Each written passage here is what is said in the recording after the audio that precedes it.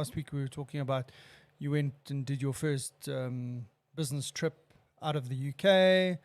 Yeah. Oleg will just have to catch up. You'll have to go watch last week's You'll have to episode. go watch the episode, yeah. But on the back of that, there's something that came up during the week that I saw in multiple places. So not Tourists. only... No. Not from the online, man. Everything I see is online, okay? I don't go out of the house, right? I'm quarantined for life. Is a discussion around the 4-day work week.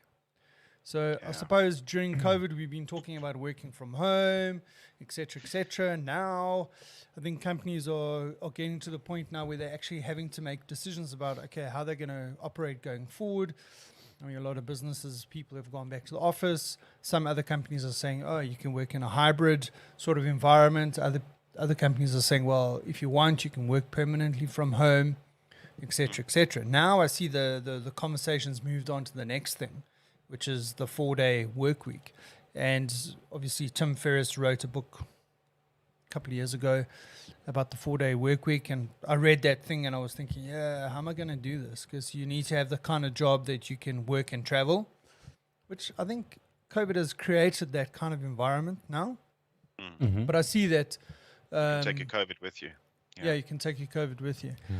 But so there's a YouTuber that I followed for quite a while now, because he was a guy that was producing podcasts, which I was obviously listening to his podcast because of the guests he had on, and obviously also to see how he puts his podcast together. But I've been following him for a couple of years now, and I see he put out a video this week about the 4-day work week and what the origins were of the 4-day work week or the 5-day work week, sorry. 5-day. Yeah, and the 40-hour week and so on. And then I saw an article here in South Africa also talking about they think that South African companies are going to start looking at the 4-day work week. And what are your thoughts on that? Well, if you think about it... In your personal capacity. Yeah, so Sure. during COVID times and working from home, Yeah. we work longer hours. Yeah. So there has been a big drive pre-COVID in Europe to start getting people to be working the hours that they're paid for, which is what, the 40-hour work week. Mm.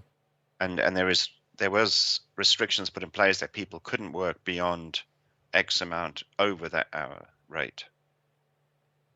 So companies were then liable if somebody was. And as part of our employment terms and conditions, quite often you're going to find waivers to that clause, that requirement. So you can work as many hours as the company needs you to work. Mm. Okay, so that aside, I mean, if we're working the long hours, then working a 4-day week, we're actually working our allotted hours. Yeah. So working 5 days a week, we're going to be over every time. Yeah, sure. And in my personal capacity, that that the 12-hour workday has become the norm. I typically start at 8 in the morning because my official working start hour is 9. But I start at 8 because that's when my colleagues in Germany are awake and working. So my typical day starts then, and then I finish about 6 o'clock, 7 o'clock at night. 6 o'clock I dream. Yeah. On a good day, I'll finish by 7. So that's 11-hour days. So that's 4-day working week hectic. like that is 44 hours. Yes. Yeah, because now also in these COVID times, you can't just have a meeting like you would in the office, or you can have conversations with people that you're sitting next to. Now you have to book slots in diary. There's not enough slots. So now suddenly your lunchtime, you're working through your lunchtime. Yep. You grab yourself a sandwich or whatever it is, and then you'd go into the meeting and you'd be drinking and eating in that lunchtime meeting. So, yeah, I mean, I'm all for it. But does it work practically? Yeah. If you think of the mining companies, right? So the mining companies produce, they work all around the clock, and they produce minerals all around the clock. Their supporting organization is office-based. So quite often the supporting organizations don't work the weekends. So the mining operation could come to a close, but I'm not going to generalize here. But if you're going to move to an office-based thing, it won't work, because if you're a supporting organization, you can't support production. So therefore, it won't apply to all office-based workers. It has to apply to what the company does. Yeah, sure. So now we're going to start scratching the surface around what is fair. Does it change people who are going through university now and go, well, I don't want to work 5-day weeks when my mates are working 4-day weeks in their industry. I'm going to now move my career into one of those that works a 4-day working week. Yeah. So then we start having under resources everywhere. Yeah. So But it's a novel idea, and I think something needs to happen, but I don't think it can be practical. like from my perspective, right? Has anyone actually tried this? Well, they Well- are starting to trial it in certain companies and in some countries like Spain, Japan, and New Zealand are busy running trials, and companies like Unilever, Shopify, and Microsoft Japan That's have interesting. been doing it. Yeah. Because the Japanese culture supports Like long working hours, long working weeks. 24/7, 24/7. So just because one company, a non-Japanese company, decides to implement something doesn't work. I mean, didn't Google do that whole thing around no specified annual leave entitlement? So you could take as much holiday as you wanted, or as little holiday as you wanted. It's up to you, Yeah. the individual. They don't put the corporate structure in place and say you have to take so much time. But Yeah. it's This is how unpaid, it'll right? work. No. You serious? No, but the thing is, you're working in a group who are Yeah. all working on some awesome stuff, and they're all working long hours, and everyone's contributing. If you suddenly pull out and go, I'm going on holiday for 2 weeks, they go, oh, okay, well, thanks for your contribution. And then suddenly, socially, you feel, oh, I'm letting the side down.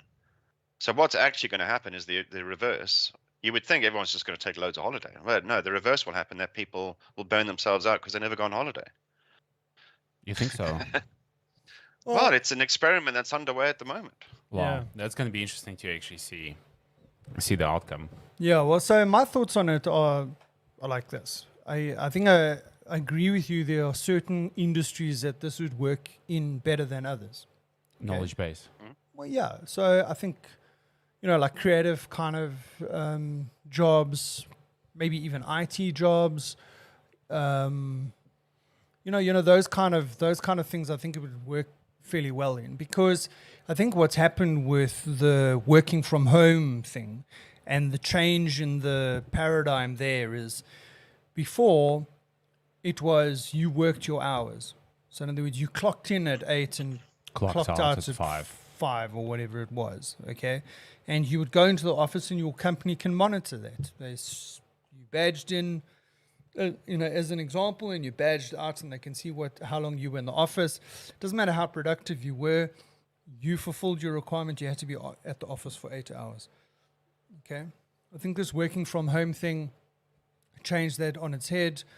It went to a very sort of trust-based thing, because now they can't really monitor how accurately. They can't monitor when are you working. Yeah, sure, they can see you online or not online, attending meetings, not attending meetings.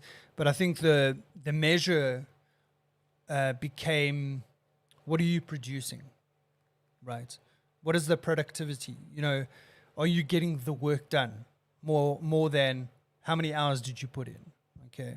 And I think when you change it to that, to, okay, I'm measuring you on your productivity, on how much work you're getting done, then all of a sudden a 4-day work week can be possible, because, they say the benefits are that you're more productive in those 4 days than you would be over 5 days.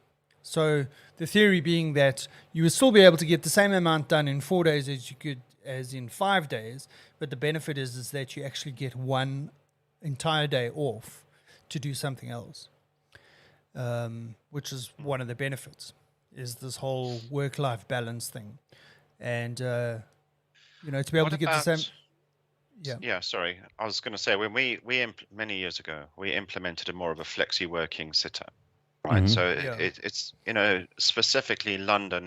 If everybody was working offices in London, you'd have, what is it, like 10 million people commuting into London a day and 10 million out. So your transport services are crammed, roads are crammed, People were late. If there was any disruption of service, people were late.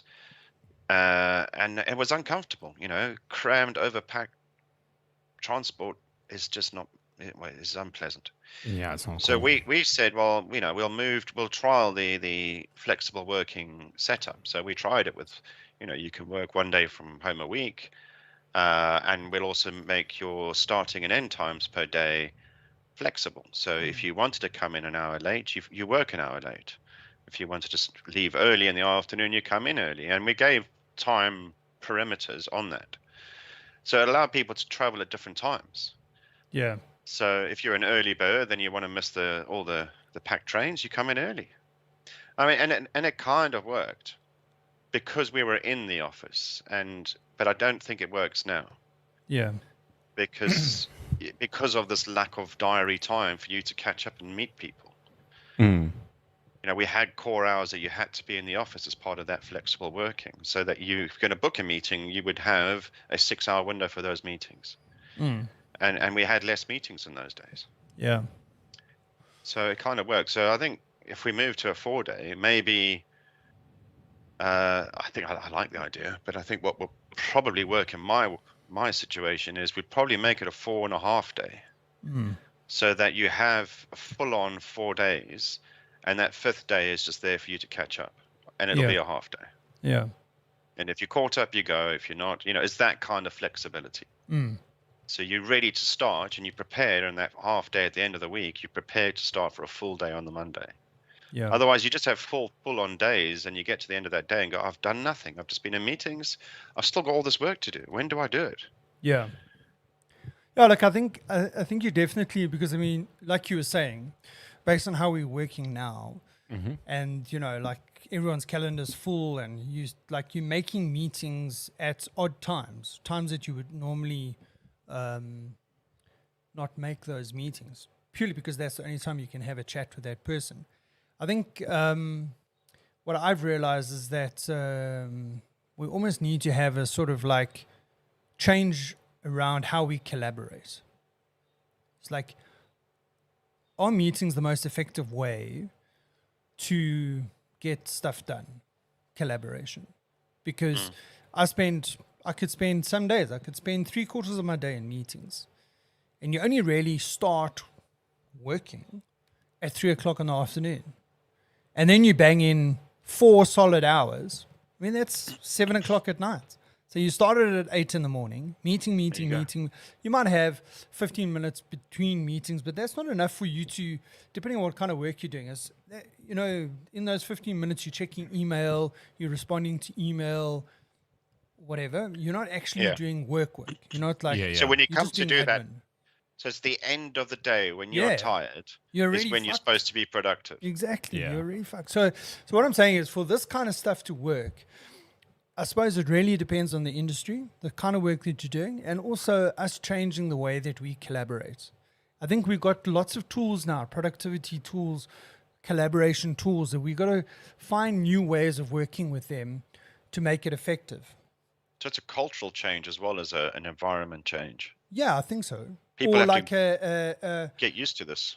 well, I mean, you think about how when you transition from, say, like email to instant messaging. I mean, there are a lot of people that still use email religiously. This is the way that I collaborate with people. But like with Teams now, you've got instant messaging. You can create groups. You can create groups that are around a specific subject.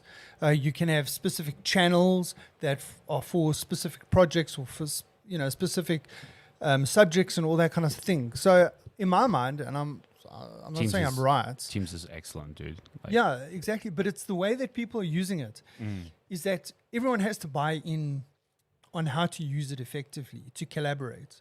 If I think about, like, I'm trying to set up a meeting, and there's supposed to be 6 of us in the meeting, and every time I try and set up the meeting, at least 2 of the people are not available for whatever reason. And especially if there's people in different time zones, yeah, as far as like America, it's understandable.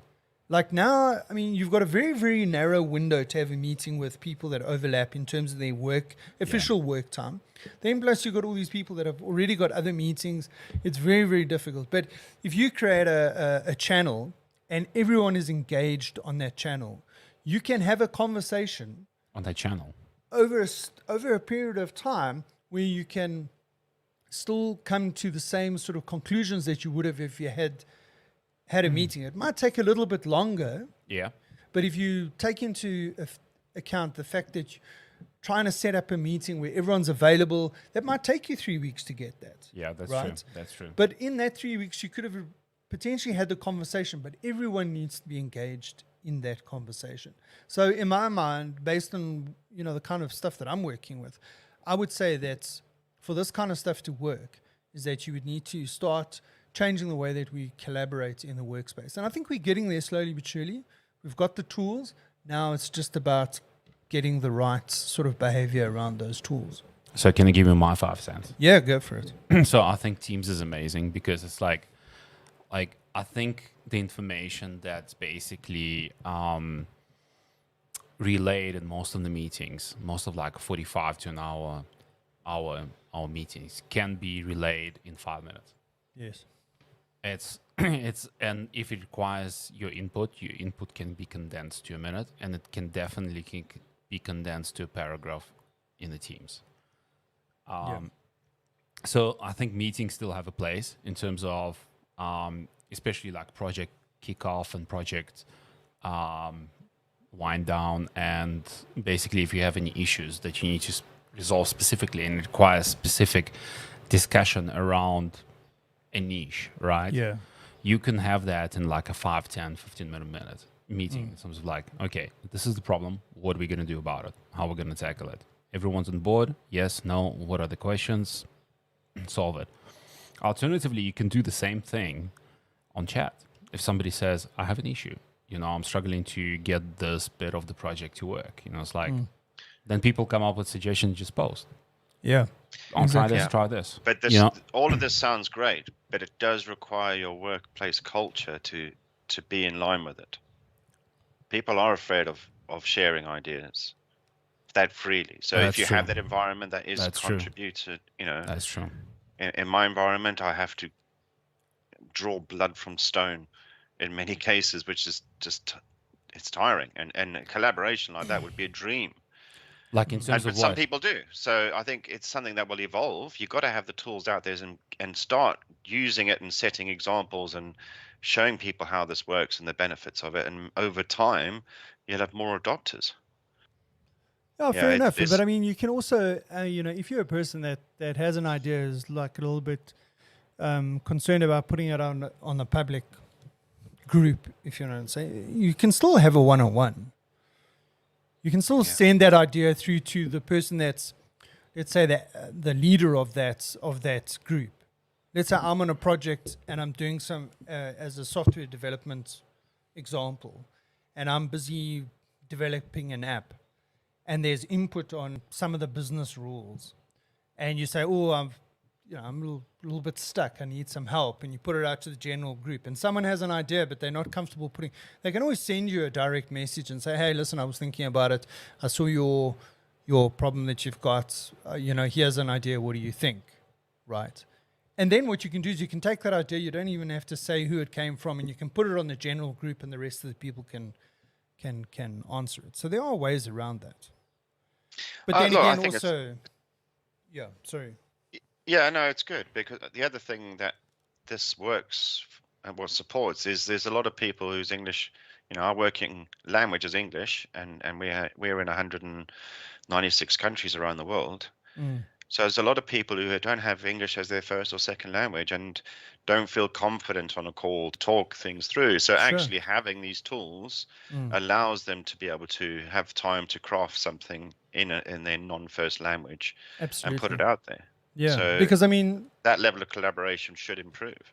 yeah. And going back to what you were saying about people being nervous about putting stuff out in the general thing. I mean, think about when you're on a voice call and there are 10 people in the call and you're nervous about giving your 2 cents. Now you talking and there's like no one's got their cameras on. There's no body language. There's no feedback. Yeah, you can't. It is actually yeah. quite a daunting thing. Yeah. So, in my view, it's actually easier to have that conversation in a like typing in a general group, and you might still feel a little bit nervous about doing it in a general group, even when you're typing. But yeah, I think it's a lot better than being on a voice call with no video turned on, and you're nervous about saying something, and then having to do it in front of 10 people, and you don't know what their reaction is. Yeah. Anyway, I started posting a lot of GIFs in the Memes. Teams chats. Yeah. Memes. And what's the reaction? Well, people think it's not professional, and maybe it Really? isn't. But this is about breaking down cultural walls that we have. Think about a different way of working. Absolutely. Put it out there. I'd just like to see what the reactions are. Yeah. And some But I of them mean, are you like, see, "Oh, there's this always is going so to cool." be a few people that are going to have to take the rest on the journey with them. Yeah, some people will jump on it. Others will take a long time and maybe never get there. Yeah. But Yeah, I'm but- just testing it. I'm testing Yeah, it sure. to see what the reaction is. Yeah. Just Lester, be careful. Don't become a meme.